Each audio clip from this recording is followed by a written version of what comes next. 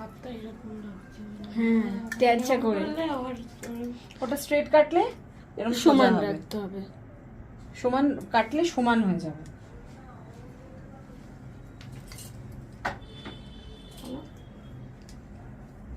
Same ওয়েতে আমাকে এটা মাথায় রাখতে হবে যে আমি কোন ডিগ্রিটা কতই কাটছি।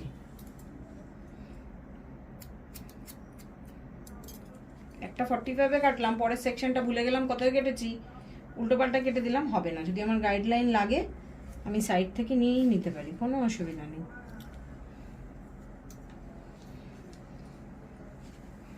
হলো?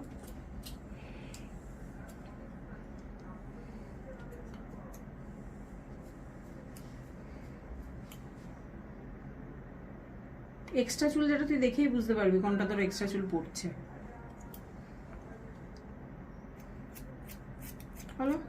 আমি এটা যদি ম্যাচিং করে কাটি তাহলে কি এখন না, এখন পরে ম্যাচিং না ম্যাচিং। হলো? হলো? আচ্ছা, এবার হচ্ছে এইবার এই অবধি আমার কাটিং হয়ে গেল। স্প্রে বটলটাকে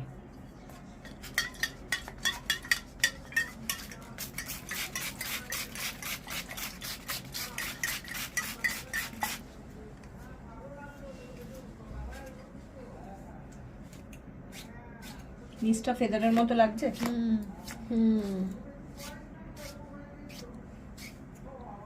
তাহলে ওর চুলটা আমার লেন্থ এক থাকলেও বিয়ের মতো লাগছে।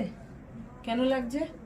একটা এখানে সেকশন করেছি, একটা এইদিকে এনে করেছি, একটা এইদিকে এনে করেছি, তাহলে ডিপ ইউ টাইপের হয়ে গেল। হলো? যেহেতু চুলটা ছোট বড় আছে ওর, এটা আমি করিনি, এটা ওর আগে থেকেই ছিল, যার ফলে আরো ভি লাগছে।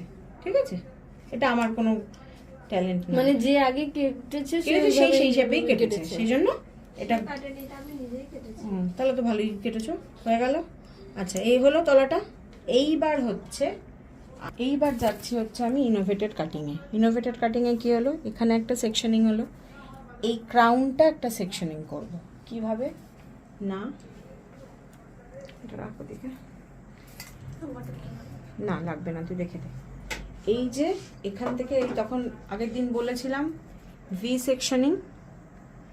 সেকশনিংটা আমি সরিয়ে রাখলাম।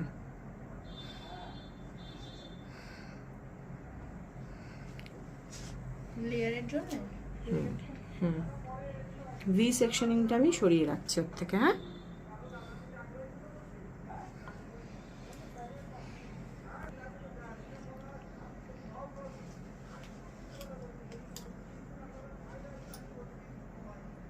এই চুলগুলো কিন্তু এরকম বড় রাখা যাবে না, সেকশনিংটা একদম ভালো করে টুইস্ট করতে হবে।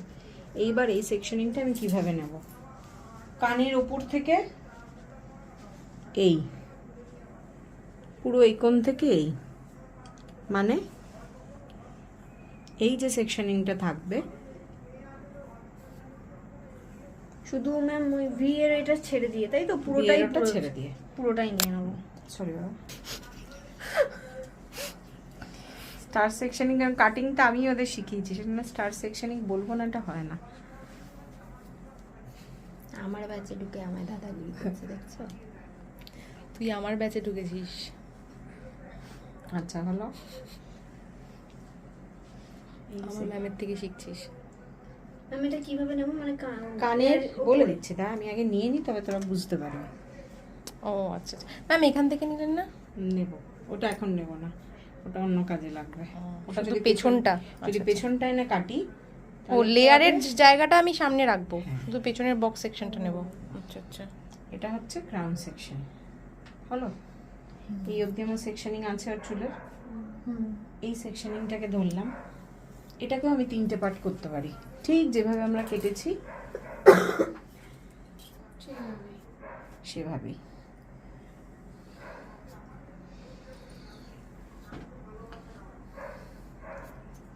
হলো? 1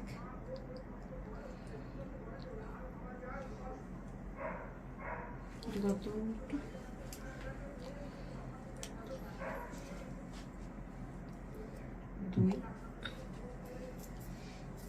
3 হলো? ঠিক এখানটা ধরলাম,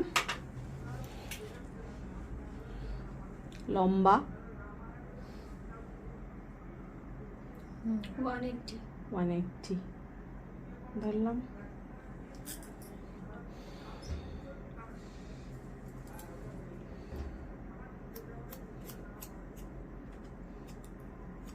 হলো, ছেড়ে দিলাম। পেছনে কি ফলিং হলো দেখ, ফেদারের মতো হচ্ছে। শিখে নি জানে কাটিং গুলো, উদ্ভট ছবি পাঠায় সেদিনকে, আমার কি হাসি পেয়েছে। বলছি ম্যাম এরম কাটতে চাইলাম, এরম হয়ে গেল। পুরো সেকশনিংটা কি করেছে মানে বলতো? নিচে যেরকম করলাম উপরে ওরকমই করে, ওটা শুধু আমি ডায়াগোনালি কাটিনি ওটা। পুরো সেকশনিংটা কি করেছে বলতো, একদম এই জোনটা এনে ও কেটেছে। মানে আমি ওটাও ম্যাম একটা মানে ট্যালেন্ট। বলো এটা, এইগুলো কি কাটিং কোনো টাফ? না। তাহলে মাথায় রাখতে হবে। এই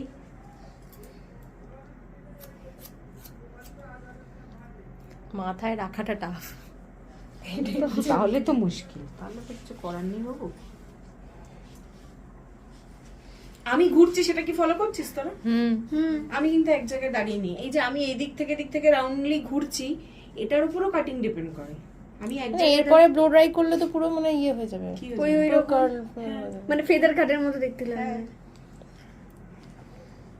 ফেদার দেখতে লাগবে না, বাটারফ্লাই যেটা তোরা Butterfly। ওই হ্যাঁ ওটাই। এই হলো। আমাকে দেখতে হবে এই যে গাইডলাইন, এই গাইডলাইনে সবচেয়ে ছোট হেয়ার কোনটা আছে সেইটার মতো করে পুরোটা কাটতে হবে। সেজন্য যতটা সম্ভব আমি টেনে নিয়ে চলে যাব। এই যে সবচেয়ে ছোট যেটা আছে